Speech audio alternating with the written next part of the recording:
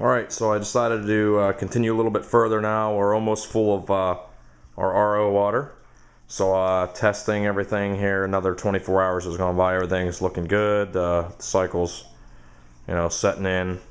So everything is looking good. The display water still on top is not cycling through the sump filtration system, but that's basically like a 75% water change, so it's really not going to affect anything as long as the below filters are all running good. So you can see there's our guys hiding out down there. A little dark in there for them, but they're kind of chilling in there, and everything is running good. So clear, stuff cycling, so we're good. I was going to show real briefly the method which I use to put the plants in the aquarium here. There's nothing more frustrating than placing all your plants around and having fish pull them up and then trying to clean and having to go through and spend all the time putting all the plants back. And these are all fake plants, obviously.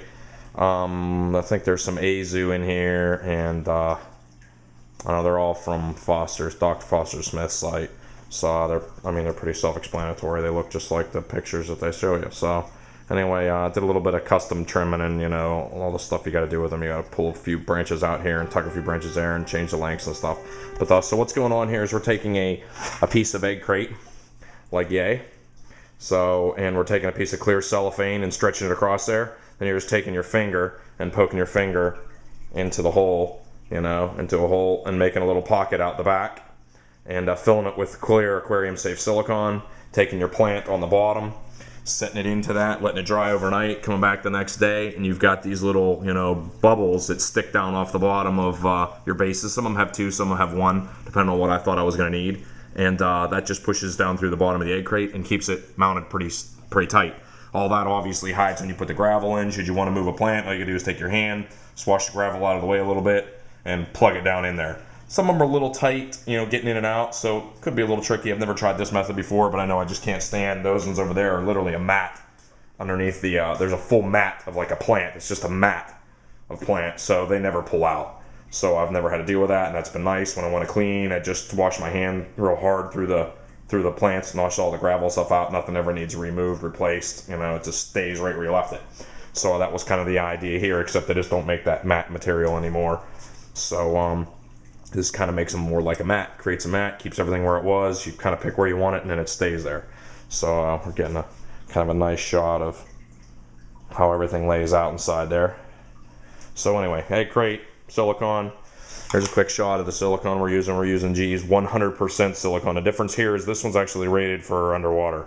There's nothing in it. It's mostly for bonding plastic sheets and other plastics. It's a little tricky to find, and the real trick on it is right down here by my thumb. My local Home Depot Lowe's store, they're all expired. They're like $7 or $8, and they're all like expired. So I got them to give me a little bit of a deal. This one's particular tube is good till 10 of 12.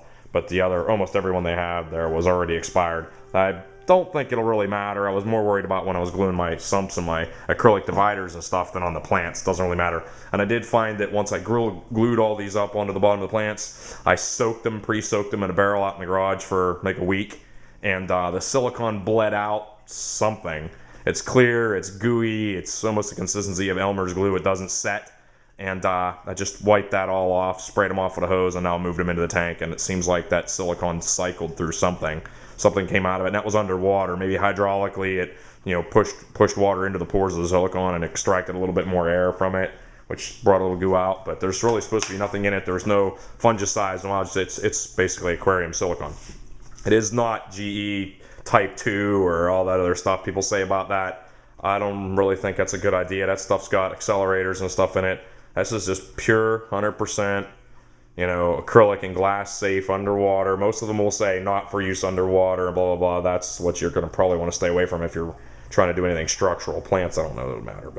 And then the other neat thing we got in here is I'm going to show you, this is the PVC pipe taper. You can get these at Home Depot. It's made for, I think, up to 1.25 inches, from 1/2 inch to 1.25 inches. It's got a, pencil sharpener kind of end on one end and a pit kind of end on the other. And what you can do is you can take your hard PVC, and you obviously start out with a cut joint like that, and you end up with a flared joint like that.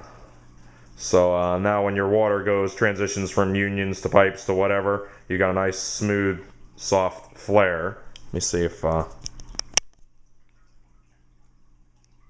Coming in on that, there you go. You can sort of see how it gives you a nice flare. Instead of just the water jamming against that edge and creating disturbance, it lets everything kind of flow out smooth. So I've gone in there, you see a little bit of sanding dust inside there. Sanded that kind of light just to take the little ridges off of it a little bit, but it takes like 2 seconds. It goes fast. PVC, once you do it on the tank, it's permanent.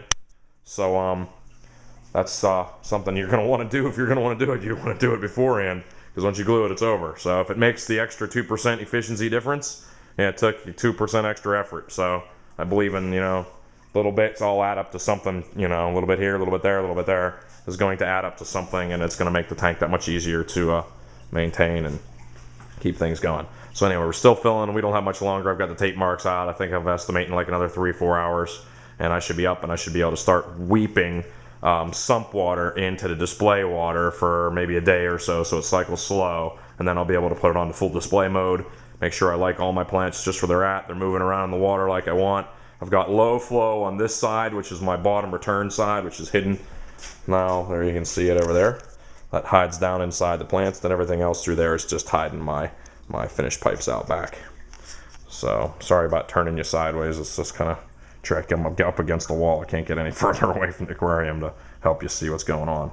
So, anyway, yeah, so that gives me good flow around everything. I think I can clean around everything well. Everything should stay planted. I actually got a couple more of these guys. I just think they're a little thin, so I bought 2 more. So I'll have to build my little silicone pad things on the bottom, soak them in the water for a week, and come back and just plug them in. But I'll probably have the gravel in before that. So, yeah, there she is. So it should look good when everything's moving. I wasn't real impressed with this grass, whatever you want to call it, this thin stick grass kind of stuff here. I wasn't real impressed with that at first when I saw it in the package. Break it out of the package, take your finger, bend it out like you're bending a toothbrush, and it spikes out all over the place. Trimmed it out, kind of raggedy crazy with a pair of scissors. That's probably, it's kind of hard to tell from the video, I guess, but that's probably the most realistic looking thing. When the water gets going, that stuff just is like live, man. It's amazing. Soak plants are definitely move around. The water flow is coming off of these 2 spigots, running hard over this way and down and around, and then drifts up slow up this way. So we're going to get a lot of motion in the plants over here. That's why I chose those particular plants for that side. Color, height, all that kind of stuff. It gets kind of tricky, and you end up changing stuff around a lot. That's why I said I've left it in the garage a month, so I've had a month to really kind of move these things all over the place and decide what I like where and how things move, and still be. I just took my magnet cleaner, and that's that what do they call it? The hammerhead. I freaking think it's nice, man. Those are nice. I have a smaller mag float for the other side, and that's the way to go, man. If you want to clean algae, spend $50. That's the one to go. Don't buy any more. Don't buy any less. That's a good one. So, and I can fit it between all the plants. I just ran it up and down the back everywhere. It doesn't hit anything everywhere. It actually fits between my return pipe. I wanted my return pipe as close in the corner as I could, but not bang into it. So I can just slip it right between the glass. It just fits right in there. So it slides, just fits in through. So all that kind of planning and practicing in the garage, saved me from making silly mistakes that would have made me angry, later. So anyway, everybody's happy and healthy. We're moving forward. Thanks.